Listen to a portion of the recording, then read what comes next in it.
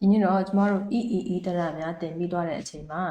ပြီးခဲ့တဲ့တစ်ပတ်က EEE တရများဗီဒီယိုတင်ပေးခဲ့တယ်ဒီနေ့ကကျမတို့ဥတရသွားမှာမသွားခင်ကဒီမှာရှိတဲ့ပြီးပွဲပြိုင်ပွဲကြပြဆိုတဲ့ဒီမှာကြပြလေးရှိတယ်ရုပ်ပုံလေးတွေနဲ့ပါတယ်ပေါ့နော်ဒါလေးကိုဘာကြောင့်ထည့်ပေးထားလဲဆိုရင်အောက်မှာတစ်ချောင်းငယ်နှစ်ချောင်းငယ်နဲ့နောက်ပြစ်ကလေးကိုသူကနောက်ကသင်ခန်းစာမှာပါမှာဖြစ်တဲ့အတွက်ကလေးတွေအနေနဲ့မှတ်မိလွယ်အောင်လို့ဒီမှာကြပြလေးနဲ့သူကထည့်ပေးထားတာရှိပါတယ်အဲ့တော့ဒီကပုံလေးကိုပြပြီးတော့သင်ရမှာဖြစ်တယ်ကြပြကဒီကြပြဖြစ်တယ်ပေါ့နော်ခြေထောက်တစ်ဖက်ထောက်လို့ရတစ်ချောင်းငင်လို့မှတ်ခြေထောက်ကလေးကိုတစ်ဖက်တည်းထောက်ကြည့်ပြီးကျမတို့ငယ်ငယ်တုန်းကပြောတဲ့ပုံစံရှိတစ်ပေါင်ကျိုးပေါ့နော်အဲ့လိုထောက်ကြည့်ပြီးတော့ကလေးတွေနဲ့ဒီကြပြလေးကိုစုလို့ရပါတယ်ပြီးလို့ရှိရင်နှစ်ဖက်ထောက်တော့နှစ်ချောင်းငင်နှစ်ဖက်ရက်တော့နှစ်ချောင်းငင်ပေါ့နော်ရေးပွဲပြိုင်ပွဲဝင်ဒီမှာရှိတော့နှစ်ချောင်းထောက်တာနှစ်ချောင်းငင်ရင်းရင်ပင်နောက်ပြန်လဲနောက်ပြစ်ကလေးပဲနောက်ကိုဒီလိုလဲသွားတာကိုဒီပုံစံလေးဖြစ်သွားတာဒီပုံစံလေးပါဒါလေးကိုနောက်ပြစ်လို့ခေါ်တယ်ဒါလေးကဘာလဲတစ်ချောင်းငင်ဒါလေးကဘာလဲရှောင်းနှစ်ပတ်ရထားတယ်လို့ပုံလေးကဘာလဲနှစ်ချောင်းငင်ဒါလေးကဘာလဲနောက်ပြန်လဲတာဘာလဲလဲနောက်ပြစ်ကလေးပဲဒီလိုမျိုးလေးနဲ့ကလေးတွေကိုတစ်ချောင်းငင်နှစ်ချောင်းငင်နောက်ပြစ်ကလေးကိုမှတ်မိအောင်ကြပြနဲ့ထည့်ပေးထားတာဖြစ်ပါတယ်အဲ့ဒါပြီးတော့မှဒီမှာဥတရများတင်ကြားကြဆိုလားပေါ့နော်အဲ့တော့ဒါကပြောရမယ်ဆိုလို့ရှိရင်အပေါ်မှာဥဆိုပြီးတော့အပေါ်မှာဥဆိုပြီးတော့အတန်ထွက်ကိုဒါကရေးထားပေးပါတယ်ဒီမှာအောက်မှာသူ့ရဲ့တရလက္ခဏာကတစ်ချောင်းငင်နှစ်ချောင်းငင်နှစ်ချောင်းငင်ဝစနှလုံးပေါက်တစ်ချောင်းငင်ရဲ့အတန်ကိုကဥအပါမပါသူ့ရဲ့အတန်ကိုကတရလက္ခဏာသူကတရလက္ခဏာရဲ့အတန်ကိုကဥနှစ်ချောင်းငင်ကဥနှစ်ချောင်းငင်ဝစနှလုံးပေါက်ကဥအဲ့တော့အောက်မှာသူတို့နဲ့အတန်တူတဲ့အခရာဥအခရာဆိုတာကိုထပ်ပြီးထည့်ထားပေးတယ်အဲ့တော့ဒါကလည်းဥပါပဲဒါကဥဆိုတာကိုခလေးကိုသင်ပေးရမှာဖြစ်တယ်အခရာဥလုံးကြီးတင်စက္ခတ်ဥမဟုတ်ဘူးတချို့ကခုချိန်ဒီအဲ့ဒီလိုလွဲပြီးဆိုနေကြတော့မယ်ဒီမှာဆိုလည်းအခရာဥလုံးကြီးတင်စက္ခတ်ဝစနှလုံးပေါက်ဥဆိုပြီးတော့တင်တာကိုတစ်ခါကြားပူးတယ်ပေါ့နော်တစ်ခါကြားလိုက်တယ်ဟိုဘက်တလောကဟိုဘက်ရက်ကတော့မဟုတ်ပါဘူးဟိုဘက်တလောကကြားလိုက်တယ်အဲ့တော့ဒါကအဲ့လိုမဆိုရဘူးအခရာဥသူ့ရဲ့ပုံစံကအခရာသူကအခရာအဲ့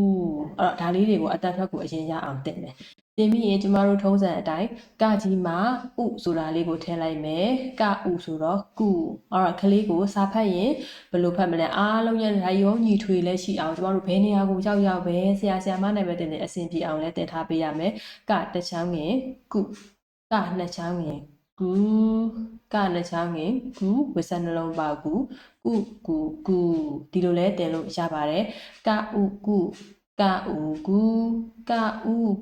ဆိုပြီးတော့လည်းတင်လို့ရပါတယ်အဲ့တော့တကယ်လို့များကိုကအတန်စနစ်နဲ့တင်မယ်ဆိုရင်တော့ဒီတရလက္ခဏာတွေကိုမြင်တာနဲ့ဒါကဥဆိုတာကိုခလေးရသိအောင်တခါတည်းကိုက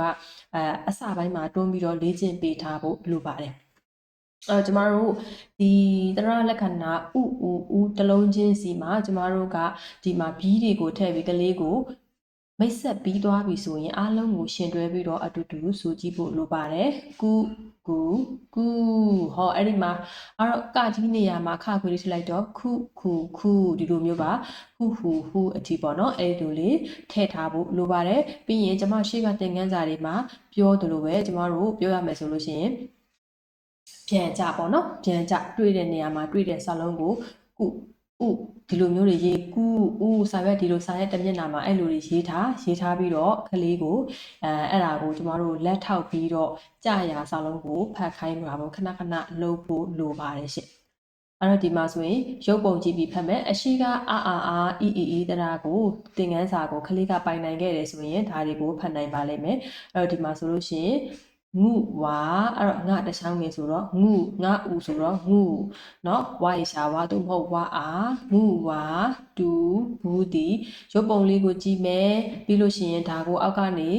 နှုတ်ကလေးကနေဆိုပြီးတော့ရေးကြည့်ပေးမယ်ဒါလေးတွေကိုရေးခိုင်းရမှာဖြစ်ပါတယ်ဒါလေးတွေကိုလည်းကလေးနဲ့အတူတူဖတ်ကြည့်ရမှာဖြစ်ပါတယ်အဲ့ဒီမှာကျမတို့ကအပေါ်မှာရှိနေတဲ့အခရာတွေကဒီမှာပါလာပါပြီเนาะဒီမှာဆိုလို့ရှိရင်ဥဆိုတဲ့ဟာမျိုးပေါ့ဟုတ်ပြီเนาะအဲ့တော့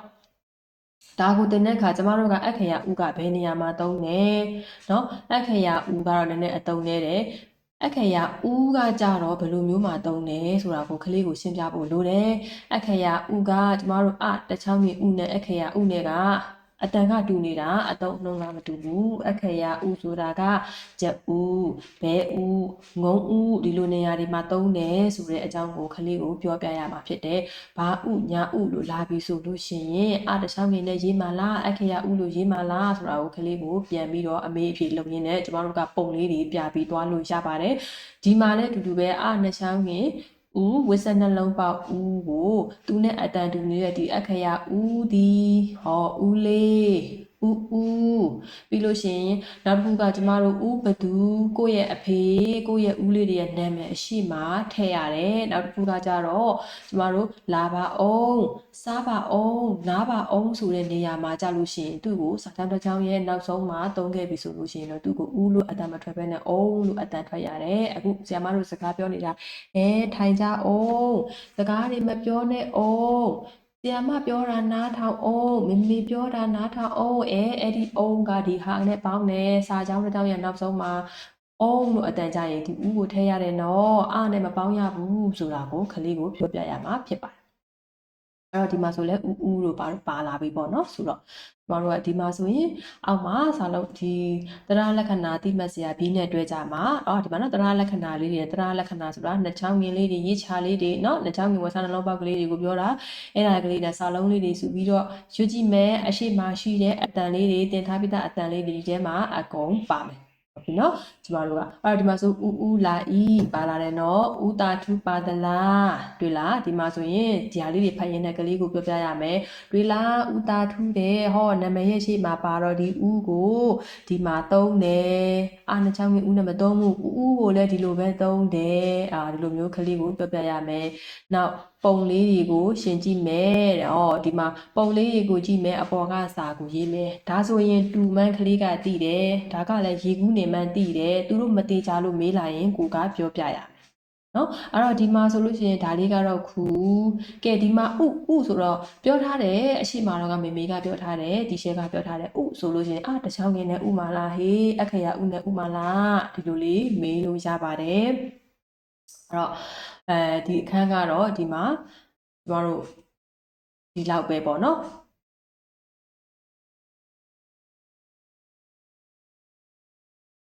အဲ့တော့အခရာနဲ့မလား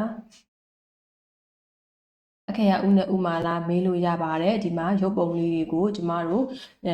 ကြည့်ပြီးတော့စာကိုရှင်တွဲပြီးတော့ရေးပေးရမှာဖြစ်ပါတယ်အဲ့တော့တခြားပုံလေးတွေပေါ့နော်ကိုကထပ်ပြီးတော့လုပ်နိုင်သေးတယ်လေ့ကျင့်ခန်းတွေလုပ်နိုင်သေးတယ်ဆိုရင်လုပ်ပြီးလို့ရပါတယ်ပြင်ပမှာလည်းကျမတို့အစိုးရတင်ယူနဲ့အညီထုတ်ထားတဲ့ပေါ့နော်မြန်မာစာလေ့ကျင့်ခန်းစာအုပ်ကလေးတွေအများကြီးရှိပါတယ်အားလုံးလည်းစုံလင်းပါပါတယ်အဲ့ဒီလိုစာအုပ်လေးတွေနဲ့ထပ်ပြီးလုပ်ပေးနိုင်ရင်တော့ပို့ပြီးတော့ကောင်းပါတယ်ကလေးရဲ့စာဖတ်အားလည်းပို့ပြီးတော့တိုးတက်တာပေါ့နော်အဲ့တော့ကျမတို့